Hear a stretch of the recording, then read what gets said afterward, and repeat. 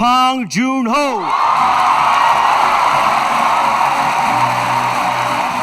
가장 개인적인 것이 가장 창의적인 것이다.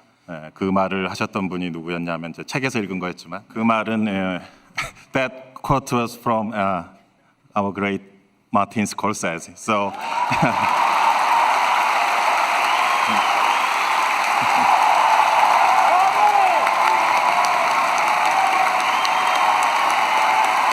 봉준호 감독의 8번째 장편 영화 베일에 가려졌던 미키 세븐틴의 티저가 드디어 공개되었습니다. 오늘은 봉준호 감독의 차기작 미키 세븐틴의 티저 예고편과 함께 이 영화에 공개된 모든 정보와 떡밥, 비하인드까지 확인해보는 시간을 갖도록 하겠습니다. 자, 들어갑니다.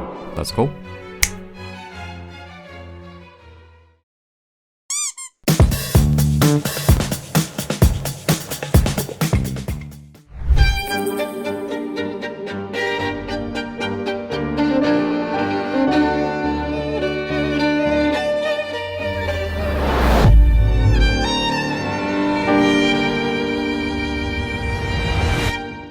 사실 티저라 하기에도 너무나 짧은 이 영상, 워너가 쇼츠로 올릴 만큼 쇼츠한 예고편인데 워너브라더스나 봉 감독은 굳이 내용을 길게 보여줄 필요도 없고 그저 이날 개봉하니까 참고해 정도로 툭 이 32초짜리 티저 영상을 던집니다. 먼저 미키 세븐틴의 첫 소식은 올해 초에 공개되는데 봉 감독이 로버트 패틴슨을 주연으로 내세운 신작 SF 영화를 준비 중이다 라는 엄청난 뉴스. 기생충이 세상에 나온 지 벌써 3년. 논외로 제가 무비띵크를 시작하기로 맘먹은 계기가 바로 이 기생충이었는데 봉 감독은 기생충의 모든 일정을 소화하고 난 후 약 1년여의 시간이 흘러 이 영화를 제작하게 됩니다. 미키 세븐틴의 북미 개봉일은 2024년 3월 29일, 촬영은 올 8월부터 12월까지 리브스텐 스튜디오에서 모든 촬영이 진행되었고 캐스팅은 2021년 하반기부터 이렇게 쟁쟁한 라인업이 갖춰지게 되는데 봉 감독은 이 작품의 원작 소설인 미키 세븐, 이 소설이 출판사를 통해 판매되기도 전에, 그러니까 이 책이 세상에 알려지기도 전에 원작 초고를 먼저 접하게 됩니다. 때는 2020년 옥자와 미나리의 제작사로 유명한 플랜비, 바로 우리 빵형이 설립한 영화 제작사 플랜비가 원작 소설인 미키 세븐을 실사 영화할 수 있는 판권을 빠르게 구매, 이미 접점에 있었던 봉 감독과의 커뮤니케이션을 진행했고 플랜비는 봉 감독에게 먼저 이 소설을 선보이게 되는데 봉 감독에게 마침 미키 세븐의 내용은 훅 들어왔고 책을 모두 읽은 후 제작 결심, 이후 시간이 조금 흐른 2021년 소설의 원작가인 에드워드 애슈턴과 통화까지 마치며 각본과 제작에 대한 초읽기 작업에 들어갑니다. 저자인 에드워드가 지난 3월 스페이스닷컴과 진행한 인터뷰, 여기서 봉준호 감독과의 일화를 말하는데 지난 며칠간 그 일들은 정말 미친 수준이었지만 사실 그 작업에 대해 생각할 시간들이 많았었다. 왜냐면 브래드 피트의 플랜비가 이 원고를 먼저 선택했고 이후 봉 감독이 내 작품에 관심이 있다는 걸 알게 되었기 때문에 봉준호 감독과 통화까지 하게 되었다. 근데 사실 1년이란 시간이 넘게 제작 얘기가 없었기에 난 그들이 이 작품을 선택하지 않을 걸로 예상했었다. 현재 봉 감독은 자신의 일, 그러니까 시나리오 작업을 하는 중이다. 이 과정에서 봉은 나한테 몇 가지 정보를 요청하게 됐는데 이를테면 크리퍼는 어떻게 번식하냐 등의 내용이었다. 그건 훌륭한 질문이었고 우린 토론하기도 했다. 원작을 외면하기로 유명한 봉 감독을 두고 많은 사람들은 부담되거나 긴장되지 않냐라고 물어보곤 하셨는데 내 대답은 절대 아니다. 봉준호는 천재이며 나는 그의 모든 영화들을 보았다. 그는 환상적인 작품을 만들 것이다 라는 말을 전합니다. 그렇다면 우리 봉 감독이 한 번에 꽂혀버린 이 작품 SF 공상과학 미키 세븐은 어떤 스토리일까?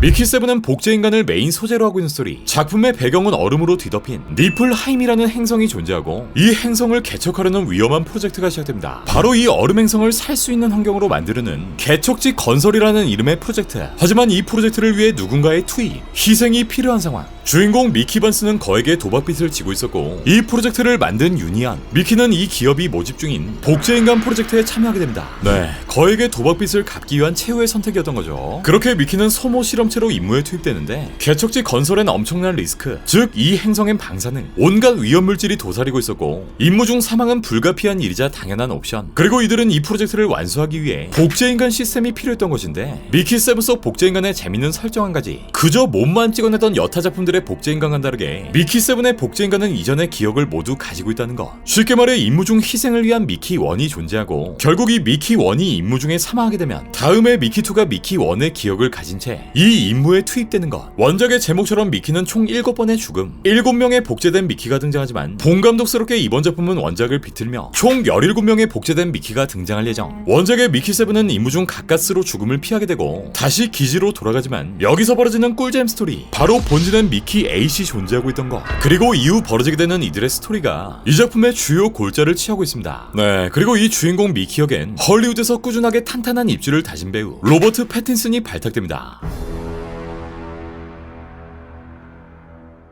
자, 로버트 패티슨이 연기하는 주인공 미키 반스. 티저엔 이렇게 MRI 원통처럼 생긴 기기에 미키 반스가 들어가 있고, 이때 눈을 뜨는 미키의 얼굴을 보아하니 이제 막 따끈따끈하게 태어난 복제인간이 아닐까 싶은데, 이렇게 일회용 미키들을 연기하게 될 주인공 로버트 패틴슨. 원작의 설정대로라면 패틴슨은 총 17명의 미키, 17명의 복제인간을 연기하게 될 예정인데, 함께 캐스팅된 배우는 나샤 역의 나오미 에키, 구엔 역의 토니 콜렛, 마샬 역의 마크 러팔로, 베르토 역의 스티븐 연. 봉준호 감독의 작품 중 이렇게 해외 배우들과 함께한 작품은 2013년 설국열차, 2017년 옥자, 이후 세 번째 작품으로 지난 기생충을 통해 역사의 한 페이지를 장식했던 오스카 단일 최다 수상을 기록한 봉감독. 세계적인 거장으로 우뚝 서며 하나의 장르가 된 봉준호에겐 수많은 러브콜이 뒤따랐고, 우리 디카프리오 형은 물론 수많은 헐리우드 배우들이 미키 역을 위해 관심을 보인 것으로 알려지기도 했죠. 그렇게 기생충 이후 봉감독의 첫 차기작 주인공엔 우리 로버트 패틴슨이 최종 캐스팅되었는데, 국내 팬들에게 패틴슨은 이 트와일라이트 시리즈로 아주 뇌리에 깊숙이 박혀있지만, 이후 패틴슨은 많은 예술영화, 아트하우스 인디 영화를 통해 다양한 배역과 연기를 선보였고, 2017년 굿타임으로 칸 영화제 나무주연상 후보에 2019년 라이트하우스에선 우리의 그고영 윌렘 데포와 주연을 맡으며 미친 명연기를 보여주기도 합니다. I'll never let no man touch it. Don't concern yourself with the bacon, lad.